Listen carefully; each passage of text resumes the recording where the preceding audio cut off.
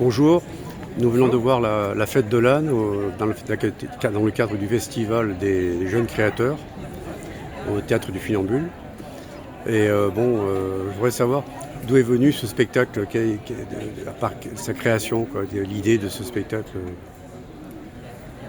Alors je vais répondre parce que c'est moi qui l'ai écrit. C'est venu de deux événements il y a un peu plus d'un an. D'une part, un événement que j'évoque au début du spectacle qui est projeté sous forme de texte, qui est le décès d'une amie qui est morte très jeune et qui a vécu pas mal de temps à la rue durant son adolescence et qui aujourd'hui à mes yeux est morte de ne pas avoir été regardée et touchée. Donc elle s'appelait Macha et c'est un peu une forme d'hommage à ce spectacle. Et d'autre part, à peu près à la même période, au même moment que le décès de Macha, je marche sur la place d'Italie à Paris et j'aperçois une pancarte avec écrit que le collectif des morts à la rue cherchait des informations à propos d'un monsieur de 47 ans qui s'appelait Patrick et qui était décédé à la rue, qui vivait à la rue. Et en fait, le collectif Les Morts à la rue, qui essaye de rendre hommage aux personnes décédées à la rue et qui n'ont pas forcément de proches autour d'elles, demandait à ce qu'on les contacte si on avait des infos à propos de ce monsieur. Et en fait, je m'étais rendu compte en passant tous les jours sur la place d'Italie que personne ne regardait cette affiche et je me disais c'est fou parce qu'en fait cette affiche elle va sûrement amasser moins de regards que les stèles funéraires dans les cimetières quoi.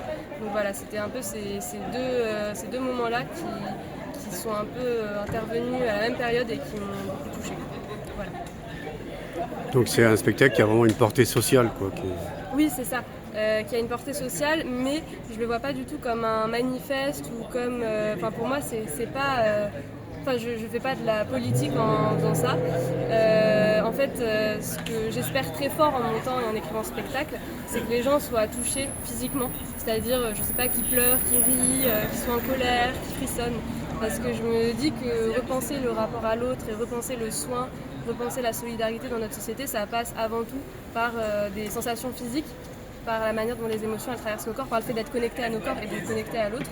Et c'était vraiment ça, c'est ce sur quoi je voulais mettre l'accent en écrivant, en montant la fête de l'âne, que le public soit touché et traverse des émotions. Il y a quand même aussi une symbolique, je ne dis pas revendicative, mais de protestation à travers un procès animalier, carnavalesque. Oui, je suis partie de recherche sur le carnaval et je suis partie de recherche sur des formes de carnaval et de fêtes populaires comme les casserolades au Moyen-Âge. Il y a toute une esthétique très moyenâgeuse qui est très présente dans la fête de l'âne. Et parce que je trouve qu'il y a beaucoup de points de rencontre entre le Moyen-Âge et notre époque, socialement, idéologiquement, philosophiquement. Il y a plein de choses en fait quand on se tourne vers le Moyen-Âge qui peuvent nous parler et dont on peut se saisir pour lire notre époque aujourd'hui. Et du coup on s'est dit qu'en fait c'était quelque chose d'intéressant et très jouissif au plateau. Je pense que je leur donnerai la parole après, mais qu'en tant que comédien ça doit être... il y a beaucoup de joie dans le fait de s'emparer de ces codes satiriques, burlesques, d'en faire toute une satire sociale à travers les codes du carnaval, qui quand même initialement une forme qui se passe dans la rue, et parce que justement c'est à travers cette forme de carnavalesque que les personnages de la fête de l'âne se réapproprient le regard dans l'espace public. Je sais pas si vous...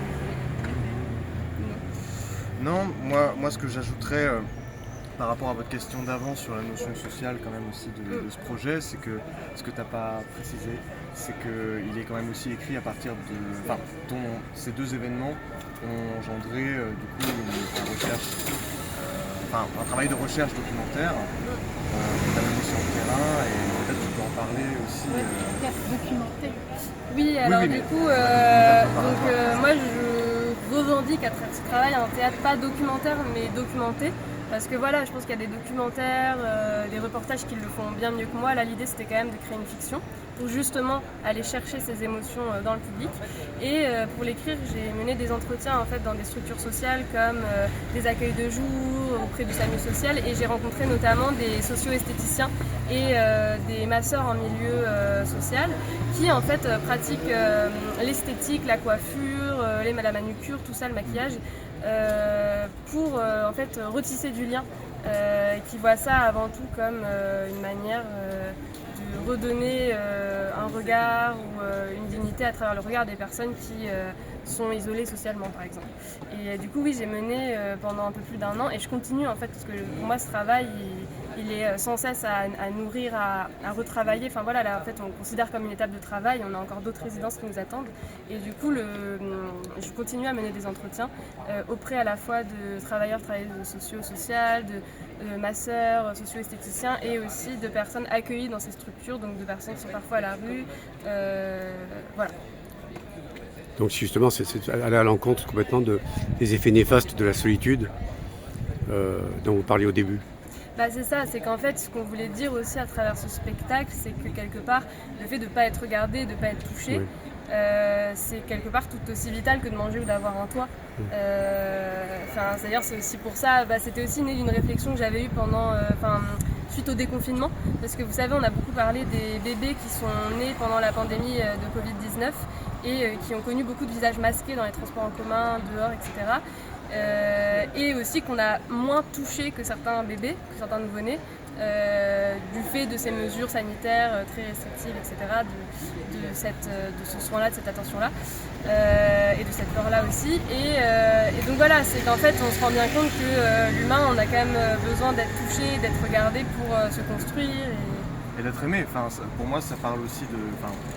l'amour, c'est un grand mot, mais en tout cas, cette notion du soin, de la tendresse physique, c'est aussi quelque chose qui nous fait sentir vivre, et je pense que c'est ça qui nous aide aussi à supporter ce monde, tout le monde, tu vois. Mais c'est vrai que les personnes on parle, on essaye d'interpréter, c'est ce pourquoi ils viennent dans le centre, et c'est le cas de réelles personnes qui ont besoin de ça. Merci beaucoup.